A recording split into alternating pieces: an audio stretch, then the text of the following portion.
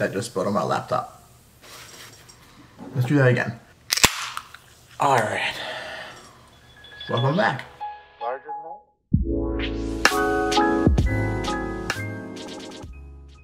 As spooky season comes to an end, there's something I realized. The supernatural and the paranormal and the generally spooky have become very popular in the media in the past 20 years. It's gone from one small show about ghost hunting on the Sci-Fi Network to the Discovery Channel and Animal Planet putting out fake documentaries about mermaids and dragons and ghosts.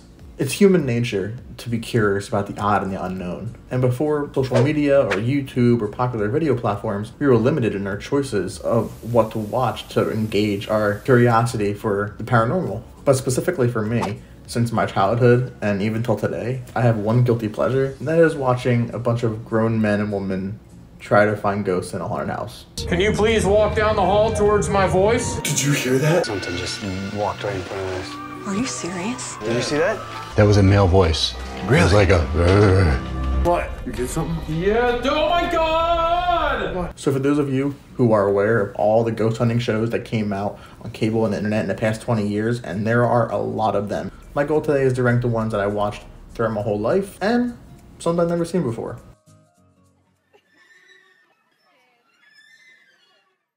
The first show I'm going to be talking about is actually the one I had my earliest experience with, which is Ghost Hunters. Beginning in 2004, this paranormal reality TV show premiered on the only channel that would show them at the time, Sci-Fi. Welcome to the Dominion. The gateway to the world of science fiction on the internet. Catch it on the World Wide Web. The Sci-Fi Channel welcomes you to the edge. It was led by two hosts, Jason Hawes and Grant Wilson, who founded the Atlantic Paranormal Society, also known as TAPS. So this show consisted of the cast and crew with their typical green night vision look, going into these supposedly haunted locations where they would use EMF readers, temperature gauges, a voice box, an Ovilus, which is a way to kind of like communicate with the spirits. They would even use something as simple as a helium balloon to see if the ghost could move it. But these guys set the precedent and the format for all future of ghost hunting shows, where you kind of go in, turn all the lights off, have the night vision on the cameras really high, and you use thermal or sound recordings to try to pick up things that you wouldn't normally see. But now, while that is entertaining to an extent, you know, grown men freaking out because something touched their, like, elbow, you kind of have to go at it with suspended disbelief, because regardless if you're a believer or not, some of these situations are a little too on the nose. Gosh, that's amazing. Strange, right? How it says... Goosebumps up my spine. Clearly a voice. There's no chance you're going to have a paranormal interaction every single time you go into a haunted location. But for TV, and to keep it popular, of course you have to. And that gets me started on their controversies. So as I mentioned, they started on Sci-Fi, but over their like 18 years of making this show, because yes, they are still making this show, they've jumped around to a bunch of different channels. So they moved to the Travel Channel, they also moved to Discovery Plus, but within that, a bunch of the cast throughout the years actually left for their own spin-off shows, like Ghost Hunters International, or Grant Wilson actually left the show in their like 9th season and went to start his own ghost hunting company, even though he said he was retired and tired of it. And it's been a very difficult decision to make, but I'm going to be leaving Ghost Hunters. But we'll always do it, and just because, you know, you want to take a break doesn't mean people don't need help. Which begs the question, why did he leave if he still wanted to do these investigations? Well, while doing some research and watching the show, I did find that a lot of the cast and crew felt that it was more of like a dictatorship and they didn't have much say or fun actually on these sets. So you can see it wasn't the best work environment. But worse than that is at certain locations, while they were doing the initial interviews with the people who live there or work there and the history of the area, they would lie. I don't know if they didn't think the people they interviewed would come forward and say they made up the stories for the show, but a lot of people who were interviewed or who work in the buildings watched the episode afterwards and were like, that never happened in this building, why are you lying about this? And specifically for two instances, when they had one of the guides showing them through at night who still had to be there during the shoot, they actually found stage notes of each scene and what they would experience before they even filmed the scene. That kind of gives away to how real that show was. And even knowingly using false voices from people outside in the streets as ghost voices. So it's not saying that the show is not enjoyable, because it is, you know, fun to believe things here and there. And I don't think everything they experienced was fake. A lot of the things I researched from the team actually had, you know, genuine experiences, but with all the other evidence stacked against them, it does kind of lead me down the other path. However, since this is a nostalgic thing for me, because I grew up watching Ghost Hunters, and I didn't even know they're still on today, so watching the new episodes was kind of weird and all their spin-offs, but has the same vibe, and it really set the format for the rest of the ghost hunting shows for the next 20 years. People that call us in. You know, when we first started, the paranormal was in a place that you couldn't really talk about it without being a bit made fun of, honestly. And not to mention, every single time I see a Roto-Rooter, like plumbing truck, I just think of this show. Oh my god, it's the Ghost Hunters. So with that, I'm gonna rate it 2.5 clog sinks out of 5. Next show that I'm gonna rank is The Dead Files. I don't know if you guys have seen this show. I have never watched it until researching this video and trying to find new shows I haven't seen, and it's interesting. She like puts her mind in the living people's minds, and it's like, you know what the they're thinking about, because it makes no sense. Growling? Explain the growling. Like I don't know why he's naked either. So keeping up the legitimacy of the Travel Channel, The Dead Files premiered in 2011, where it follows Amy Allen, a supposed physical medium where she can like communicate and see spirits or energies, and my favorite boy, Steve DeShavio. I hope I'm pronouncing that right. He's a retired NYPD detective, and he is the most New York man I've ever seen, and I love it, and he makes this show worth it, besides all the other things I really don't enjoy about it. But the thing interesting about this show is they do actually go into specific homes. They don't really worry about haunted locations. They more focus on actual like cases that affect families. So it's a different, unique type of show, and instead of going in with a whole paranormal investigative crew, what they do is they actually set up Steve and Amy on separate sides of the investigation. Is have Amy Allen go into the house and use her medium abilities, or lack thereof, to experience things like this. Elderly woman, she looks like a rotted corpse. She has 2 lights for eyes and ratty hair. And something oddly specific like that. I don't think it's really a Native American. What do you think they are? I think that they're aliens. Now, however interesting of a character she may seem, the other side has Steve interviewing the families individually, asking about their experiences, and then comparing all their findings at the end. So it's kind of interesting. They don't interact until the very end, so whatever evidence they find is supposedly supposed to be more accurate. But sometimes the things that Amy says are either really vague or really specific, and there's no in-between. And despite Steve's supposed character of being a skeptic, he's kind of more in the field of a biased believer, where he kind of can like buy into it sometimes, and he's not like a straight skeptic the whole time throughout the whole show. But the way he acts and his accent and like the interaction with the families seem really genuine. So I can't hate this show, honestly. I don't like Amy, no offense to her. I'm sure she's a wonderful person, but in the show she's very extra, and that's not a bad thing, but she does not do it in the right way. Oh my god. My only other grievance with the show doesn't have to do with their format, because I like how they don't follow the traditional format and they kind of go their own way. They don't have recordings or camera set up or EMF readers or like thermometers or any kind of technology that can verify the ghost, which is okay. Maybe it's a small grievance because we're just going off of Amy's word completely. But my actual problem is when they're comparing things at the end. Steve will go into the history of the house and the location and maybe their family or whatever they're experiencing. And then Amy will explain something she saw, like... The first thing I see from this woman is her throwing a cat. And then without skipping a beat, the family just agrees. We have a 19-year-old cat that it was like he got knocked off twice to the first floor. But they didn't tell Steve that. So then Steve's like, why didn't you tell me? So the evidence doesn't really match up, but when they're comparing, of course it's going to match up, because the client's like, oh yeah, I experienced that too, exactly what Amy said. Oh, does like one little small facet of what Steve found kind of match up with that? Oh, then yeah, then it must be there. But to sum up this show, it's kind of like watching TLC, where they say some crazy shit, in an exact same time that happens to the character in the show or in the background, and it's just like, what a coincidence. And while doing some research on my own, I actually found that a lot of the clients said they had full 45-minute interviews with Steve, cut down to one sentence along with some dramatic B-roll to really hype up whatever narrative they want to push. So with all that said, it is unique, but it's very scripted and kind of hard to get through sometimes. I'm gonna rate this 1 New York hot dog cart out of 5.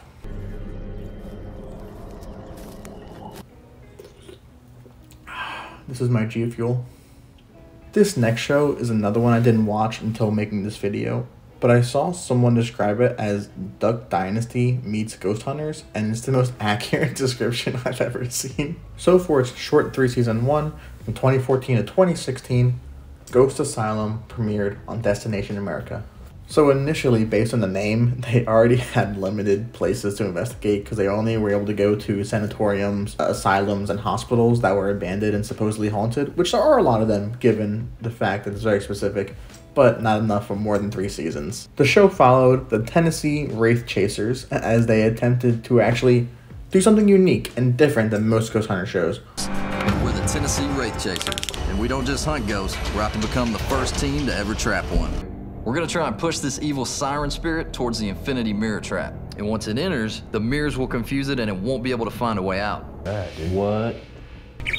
Oh. Whoa, whoa, whoa, whoa! We're getting Gauss Echo 2 hits. We was getting some pretty good reactions and stuff, and now it's just gone. They did follow the typical format: cameras, audio recorders, EMFs. At the end of every episode, they would go to Home Depot or some garage sale and get the most random shit and put it together in some pseudoscience way that would allow them to capture the ghost. They made a Wraith casket, which was a giant metal box with infrared scanners and cameras. A cryogenic cloak, which was a bunch of pipes full of water and dry ice to create a cloud for the spirits to manifest easier. And one of my favorites is when they made a vacuum trap with crystals inside the vacuum to capture the spirits.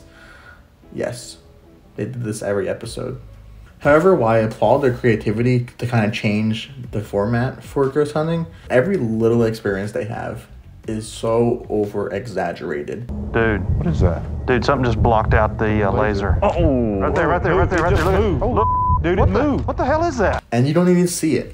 They see it and don't show the camera or an audio recording of it. I just see a bunch of grown men running around trying to trap a ghost in a vacuum. They basically tried to embody this stereotype of paranormal investigators. But the funniest thing to me was that behind the scenes, while doing research, I found videos of them literally saying that the traps they make have no scientific properties to them that can actually work or that makes any sense. I couldn't tell you how the thing worked. If somebody come up and asked me right now, I'd be like, I don't know. Nothing is mathematical, but, mathematically, I don't know if it all works out. Since this show is kind of like a Ghost Hunters ripoff with a little twist at the end, and while the characters are entertaining for their personalities, I'll have to rank this one 1.5 solar panel ghost traps out of 5.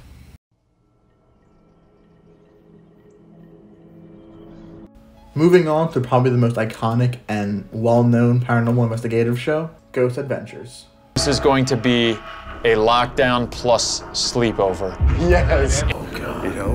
Zach Bagans. It does sound like Zach Bagans. It says... What is possessing you?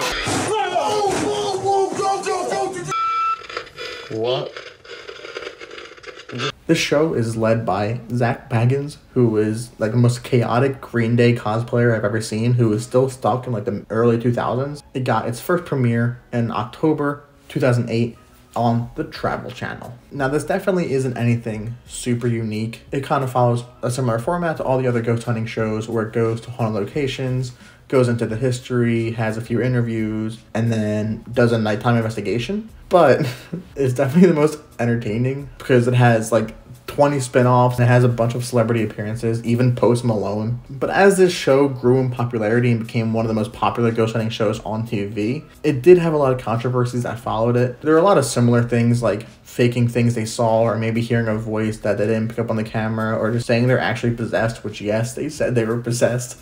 But the most egregious thing they did, which probably humbled them pretty well, during a live Halloween investigation, they were caught lying as an EMF reader was knocked out of one of the investigators' hands. He obviously threw it. The audience was pissed when they found this out and were like, how much are you lying to us? I don't understand how a show who obviously fakes so much evidence can be so ballsy to go live on a national channel and have millions of people watching you as you fake shit. But even with all this, a lot of the people in the cast, especially Zach, my favorite character, really believe in this stuff. So even if it is fake, they do have a lot of passion for what they do. Most of the cast from the original 2008 premiere is still even on there today, which is kind of crazy to see because most of the shows disband or go into their own spin-offs, but they're all pretty much there besides one or two who left throughout the years. But Zach himself actually buys paranormal locations. Like he buys haunted vans and haunted objects. He actually bought a possessed house that was terrorizing a family. And then when he went in there, he was going to do an investigation and live there. But it was too much for him and the energy was too dark. So he actually had it demolished and had the pieces put in a secret location so it can't hurt anyone else. So I kind of respect him for that. I think he really, even if he is faking it, he's really putting up the game to fake it. Now rewatching this show, I did really actually enjoy it. I think it's the most entertaining out of the basic format for ghost hunting that I've seen in a while that premiered on actual cable. Like even though it's played up and there's probably actors they have sometimes to stand in and it might be scripted and faked, whatever, you have to suspend your disbelief again and actually just enjoy the characters of the show. And something really important is that they have fun together. Like throughout all the shows I've watched so far while researching this, no one had as much fun together on these investigations besides this group. Do you guys look for ghosts or work at Hot Topic? What the Zach? You never got haunted by a stylist or nothing? Stay there, Aaron. Stop! So with all that being said, I'm going to rate it 4 full eye mascara out of 5. In the modern day, where most of our shows we watch are subscription-based, there is a big influence that came through YouTube. If you look up paranormal investigations or ghost hunting, you're going to find thousands of videos, not just from these professional channels uploading clips, but actual people just going to random asylums or random houses or just doing little ghost hunting tours with their friends. This basically opened Pandora's box, allowing the whole world to become a paranormal investigator and create their own ghost hunting show. And since it didn't have the millions of audience or the backing of the cable that they had to depend on, they could fake whatever they wanted. So it really brought down the validity. So if you look up ghost videos or Nuke's Top 5, love the guy, but these videos don't need extra evidence or anyone scrutinizing them because they're just some random person or they don't know who the source is from or this is real or it's not real. So, but it brought down the authenticity of ghost hunting severely. Now, while there are still people out there who do full investigations like Sam and Colby or Garrett Watts, who I love to watch, there is actually one channel that I really want to point out that I have fallen in love with over the past few years, and that is Ghost Files. We love you. I don't know if I'm there yet. I love you. Well, ghosts don't like light bulbs. Why is that? I don't know. Y'all want to play a fucking game? You little punk? I took an improv comedy class once because I'm a white guy. We're gonna go to dictionary mode because you clearly don't want to use this. I love dictionary Here we go. This show originally aired as BuzzFeed Unsolved Supernatural with co-hosts Shane Madej and Ryan Bergara, who compete in a beautiful fashion as a believer versus a skeptic. And they're not like Dead Files where one might be a believer, one might be a skeptic. No, like they're completely opposite sides and they have their own following between that, the Bergaras and the Shaniacs, who are skeptics and believers. Their chemistry and humor alone make the show so entertaining to watch, regardless of what evidence they catch or the format that it's in. It's just overall a really well put together and produced show. But originally airing their seasons of Supernatural from 2016 to 2021 through BuzzFeed, thankfully they moved into their own production company, Watcher, where they now produce Ghost Files, where they go and investigate haunted locations or houses, and they actually do full, authentic investigations. Like, I can say for sure that this is like the most genuine ghost hunting show that there is out there right now. And the humor and the history and the way they go about it is so fun to watch. It's more than like any crazy host like Zach Baggins or some wild like Tennessee boy running around. No offense to those shows, but this show is definitely superior to that. And yeah, I'm biased. As the pandemic was beginning in 2020, I found found them, and they became my comfort show where I watched every single episode of true crime and on Supernatural. But outside of the personal influence that this show has had on me, it doesn't fake anything. It has a great format where it still is like mostly night vision, but they have a lot of cutaways to them talking about the history of the location or little quips or witty things they're adding into it. I'll believe in ghosts if on the EVP we pick up Choo Choo Pickle Pie. But it's all pseudoscience bullshit. So no, there's no scientific value or merit to any of them. I'm gonna rip that mustache off your face. I'd love to see you try. More than any of these shows, they have a community that they can build around, and they actually talk to them. So the one thing they changed in Ghost Files, they actually had audience members who had experiences at these locations write in or send videos about their experiences and evidence, and then they go and try to recreate that or understand what they experienced. And it's just a really great connection between the show and the audience, and I love to watch them. So I'm going to rate this 5 Annabelle dolls out of 5. Here are all of them ranked in order. I hope you guys enjoyed. If you did, leave a comment down below if you agree or disagree with my decisions. Thanks for watching.